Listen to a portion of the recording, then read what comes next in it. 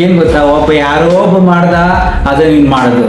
ಅವನು ಯಾವ ಟೈಮಲ್ಲಿ ಯಾಕೆ ಮಾಡ್ದ ನಾವು ಯೋಚನೆನೇ ಮಾಡೋದಿಲ್ಲ. ನಾವು ಮರಳಲ್ಲಿ ಲಿಂಗ ಕಟ್ಟುವ ಜಂಗಮರು ನಾವು ನೋಡ್ತೀನಿ. ನಾನು ಅವಾಗ ಆಸ್ಪತ್ರೆಯಲ್ಲಿ ಕಾಯಿಲೆ ಬಂದಾಗ ಇದು ಹಿಂದೂದ, ಇದು ಮುಸ್ಲಿಮ್ದ, ಕ್ರಿಶ್ಚನ್ದ ಹೋಗ್ತೀವಾ?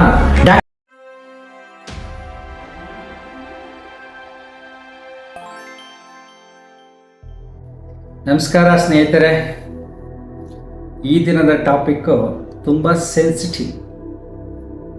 ಅರ್ಥ ಆದರೆ ನೀವು ತುಂಬ ರಿಲ್ಯಾಕ್ಸ್ ಆಗಿಬಿಡ್ತೀರ. ಮರಳಲ್ಲಿ ಲಿಂಗ ಕಟ್ಟುವ ಜಂಗಮರು ನಾವು. ನೋಡಿ ಈ ವಾಕ್ಯ ಹೇಗಿದೆ, ಮರಳಲ್ಲಿ ಲಿಂಗ ಕಟ್ಟುವ ಜಂಗಮರು ನಾವು. ಒಂದು ಪುಟಾಣಿ ಕಥೆ ಇದೆ. ಸಂಜೆ ಒಬ್ಬ ಬ್ರಾಹ್ಮಣ ಸಮುದ್ರದ ತೀರದಲ್ಲಿ ಸೂರ್ಯ ಮುಳುಗೋ ಟೈಮಲ್ಲಿ ಹೋಗ್ತಾ ಇರ್ತಾರೆ. ಸೊ ಆ ಟೈಮಲ್ಲಿ ಸಂಧ್ಯಾ ವಂದನೆ ಮಾಡಬೇಕು, ಅವರ ಪದ್ಧತಿ. ಸೊ ಆ ಬ್ರಾಹ್ಮಣ ಏನಾದ್ರು ಸಂಧ್ಯಾ ವಂದನೆ ಮಾಡಬೇಕಾದ್ರೆ ಅವ್ರ ಹತ್ರ ಒಂದು ಕಮಂಡಲ ಇರುತ್ತೆ, ಒಂದು ಪಾತ್ರೆ. ಕಮಂಡಲ ಬೇರೆ ಅರ್ಥ ಬರುತ್ತೆ, ಒಂದು ಪಾತ್ರೆ ಅಂತ ಇಟ್ಕೊಳ್ಳಿ. ಸೊ ಅದನ್ನು ಇಟ್ಬಿಟ್ಟು ಒಳಗಡೆ ಹೋಗಿ ನೀರಲ್ಲಿ ನಿಂತ್ಕೊಂಡು ಸೂರ್ಯ ಮುಳುಗಬೇಕಾದಾಗ ಪ್ರಾರ್ಥನೆ ಮಾಡಬೇಕು ಸಂಜೆ. ಸೊ ಅಲ್ಲಿ ತುಂಬ ಜನ ಓಡಾಡ್ತಿರ್ತಾರೆ. ಆ ಬ್ರಾಹ್ಮಣ ಏನು ಮಾಡ್ತಾನೆ, ಈ ಚೊಂಬು ಯಾರು ಎತ್ಕೊಂಡು ಹೋಗ್ಬಿಡ್ತಾರೆ, ಏನೋ ಹೋಗ್ಬಿಡುತ್ತೆ ಅಂದ್ಬಿಟ್ಟು ಅದನ್ನು ಚೊಂಬಿನ ಮರಳಿನಲ್ಲಿ ಇಟ್ಟು ಅದ್ರ ಮೇಲೆ ನೆನಪಿಗೆ ಎಲ್ಲಿ ಬಿಟ್ಬಿಟ್ರೆ ಕಷ್ಟ ಆಗುತ್ತೆ ಅಂದ್ಬಿಟ್ಟು ನೆನಪಿಗೋಸ್ಕರ ಒಂದು ಲಿಂಗದ ರೂಪದಲ್ಲಿ ಮರಳಿನಲ್ಲಿ ಗುಡ್ಡೆ ಕಟ್ತಾನೆ ನೆನಪಿಗೆ. ಈಗ ಸಂಧ್ಯಾ ವಂದನೆ ಮುಗಿಸ್ಕೊಂಡು ಬಂದರೆ ಅಲ್ಲಿ ಚೊಂಬಿರುತ್ತೆ ಎತ್ಕೊಳ್ಳೋಕ್ಕೋಸ್ಕರ. ಸೊ ಅವ್ರೇನು ಮಾಡ್ತಾರೆ, ಸಂಧ್ಯಾ ವಂದನೆ ಮುಗಿಸ್ಕೊಂಡು ಎಲ್ಲ ಪ್ರಾರ್ಥನೆ ತುಂಬ ಟೈಮ್ ಆಗುತ್ತೆ, ಮುಗಿಸ್ಕೊಂಡು ಬರ್ತಾರೆ. ಬರೋದ್ರೊಳಗಾಗಿ ಏನು ನೂರಾರು ಲಿಂಗಗಳಿವೆ.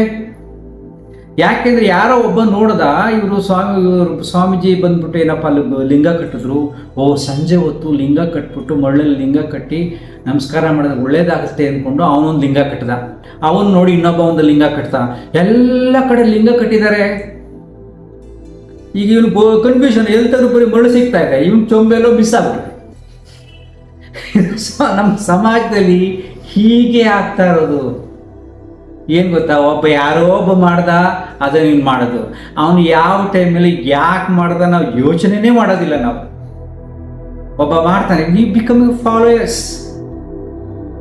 ಇದು ಎಷ್ಟೊಂದು ಸಮಸ್ಯೆಗಳು ಕ್ರಿಯೇಟ್ ಮಾಡ್ತದೆ ಈ ಮನೋಬುದ್ಧಿ. ಅಂದರೆ ನಮ್ಮ ದೇಶದಲ್ಲಿ, ಪ್ರಕೃತಿನಲ್ಲಿ, ಭೂಮಿಯ ಮೇಲೆ ಎಲ್ಲ ಕಡೆ ಯುದ್ಧಗಳು, ಟೆರರಿಸ್ಟ್ಗಳು, ಅಶಾಂತಿ ಯಾಕೆ ನೆಲೆಸಿದೆ ಅಂದರೆ ಇದೇ ಸಮಸ್ಯೆ. ಒಬ್ರು ಯಾರೋ ಒಬ್ಬ ಗುರುಗಳು ಬಂದರು, ಆ ಸಂದರ್ಭದಲ್ಲಿ ಏನೋ ಒಂದು ಹೇಳಿದ್ರು, ಅದನ್ನು ಈಗಲೂ ಫಾಲೋ ಮಾಡ್ಕೊಂಡು ಬರ್ತಾ ಇದ್ದಾರೆ.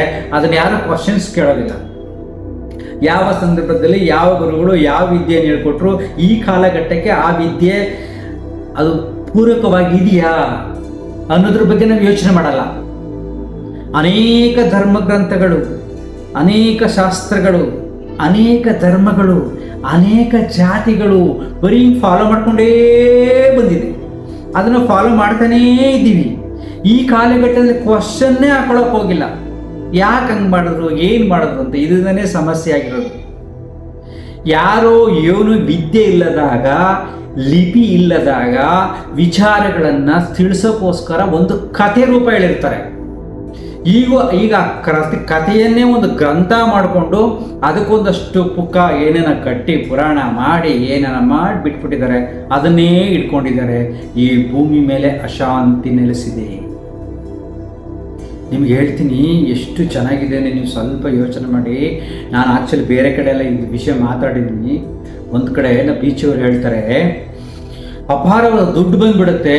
ದುಡ್ಡು ಬಂದಾಗ ಒಂದು ದೇವಸ್ಥಾನ ಕಟ್ಟಿಸ್ಬೇಕು ಅನ್ಸುತ್ತೆ. ನಮ್ಮ ಹತ್ರ ಬಂದು ಕೇಳ್ತಾರೆ. ಬೀಚವ್ರು ಹೇಳಿರೋ ಜೋಕ್ ಇದು. ಸೊ ನಾನು ಹೇಳ್ತೀನಿ ಅವ್ರಿಗೆ, ಕೃಷ್ಣನ ದೇವಸ್ಥಾನ ಕಟ್ಸಪ್ಪ ಅಂತ. ಕೃಷ್ಣನ ದೇವಸ್ಥಾನ ಕಟ್ಟಿಸ್ತಾರೆ. ಬೆಳಗ್ಗೆ ನೋಡ್ತಾರೆ, ಬರೀ ಕೃಷ್ಣನ ಭಕ್ತರು ಮಾತ್ರ ಬರ್ತಾರೆ. ರಾಮನ ಭಕ್ತರಿಲ್ಲ, ಬೇರೆ ಭಕ್ತರುಗಳಿಲ್ಲ, ಶಿವನ ಭಕ್ತರಿಲ್ಲ, ದೇವಿ ಇಲ್ಲ, ಮುಸ್ಲಿಮ್ಸ್ ಇಲ್ಲ, ಕ್ರಿಶ್ಚಿಯನ್ಸ್ ಇಲ್ಲ, ಬುದ್ಧಗಳಿಲ್ಲ, ಬೇರೆಯವರು ಯಾರೂ ಬರ್ತಿಲ್ಲ.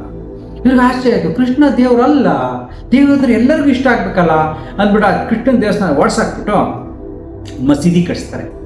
ಆಗ ನೋಡಿ ಶುರುವಾಗುತ್ತೆ, ಬರೀ ಮುಸ್ಲಿಮ್ಸ್ ಮಾತ್ರ ಬರೋಕ್ಕೆ ಶುರುವಾಗ್ತಾರೆ. ಹಿಂದೂಗಳಿಲ್ಲ, ಬೇರೆ ಧರ್ಮದವರು ಇಲ್ಲ. ಕೊನೆ ಅದನ್ನು ಓಡಿಸಾಕ್ಬಿಟ್ಟು ಒಂದು ಚರ್ಚ್ ಕಟ್ಸ್ತಾರೆ. ಚರ್ಚ್ ಕಟ್ಸ್ತಾ ನೋಡ್ತಾರೆ, ಬರೀ ಕ್ರಿಶ್ಚಿಯನ್ಸ್ ಮಾತ್ರ ಬರೋಕ್ಕೆ ಶುರುವಾಗ್ತಾರೆ, ಬೇರೆ ಯಾರು ಬರೋದಿಲ್ಲ. ಕನ್ಫ್ಯೂಷನ್ ಆಗ್ಬಿಡುತ್ತೆ. ಆಗ ಬಂದು ನಮ್ಗೆ ಕೇಳ್ತಾರೆ, ನಾವೊಂದು ಐಡಿಯಾ ಕೊಡ್ತೀವಿ, ಅದನ್ನು ಹೊಡ್ಸಾಕ್ಬಿಟ್ಟು ಸೂಪರ್ ಡಿಲಕ್ಸ್ಗೆ ಟಾಯ್ಲೆಟ್ಸ್ ಕಟ್ಸ್ಬಿಡ್ತಾರೆ. ಆಗ ನೋಡ್ತಾರೆ ಆ ಟಾಯ್ಲೆಟ್ಗೆ ಎಲ್ಲರೂ ಬರ್ತಾ ಇದ್ದಾರೆ, ಎಷ್ಟು ಚೆನ್ನಾಗಿದೆ ಎಷ್ಟು ಚೆನ್ನಾಗಿದೆ ಎಷ್ಟು ಚೆನ್ನಾಗಿದೆ ಅಂತ. ಕನ್ಫ್ಯೂಷನ್ ಆಗ್ಬಿಡ್ತು. ನಿನ್ನ ದೇಹದಲ್ಲಿ ಇರತಕ್ಕಂಥ ಕಶ್ಮಲವನ್ನ ತಡ್ಕೊಳಕ್ಕಾಗಲ್ಲ. ನಿನ್ನ KSRTC ಬಸ್ ಸ್ಟ್ಯಾಂಡಲ್ಲಿ ಹಿಂದೂ ಧರ್ಮದ, ಮುಸ್ಲಿಂ ಧರ್ಮದ, ಕ್ರಿಶ್ಚಿಯನ್ ಧರ್ಮದ ನೀನು ಹುಡ್ಕೋಕ್ಕಾಗಲ್ಲ. ಅರ್ಜೆಂಟ್ ಆಯ್ತಾ ಓಡ್ತಾ ಇರ್ತೀಯ.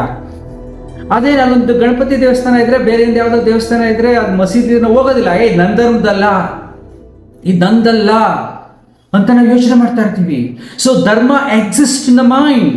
ನಿನ್ನ ಮನಸ್ಸಲ್ಲಿ ಧರ್ಮ ಹುಟ್ಟಿದೆ, ದೇಹದಲ್ಲಿ ಇಲ್ಲವೇ ಇಲ್ಲ. ದೇಹದ ಕಶ್ಮಲವನ್ನ ತಡೆಯಕ್ಕೆ ನನ್ನ ಕೈ ಆಗ್ತಾ ಇಲ್ಲ, ಓಡ್ತೀನಿ ನಾನು. ಅವಾಗ ಆಸ್ಪತ್ರೆಯಲ್ಲಿ ಕಾಯಿಲೆ ಬಂದಾಗ ಇದು ಹಿಂದೂದ, ಇದು ಮುಸ್ಲಿಮ್ದ, ಕ್ರಿಶ್ಚಿಯನ್ದ ಹೋಗ್ತೀವಾ?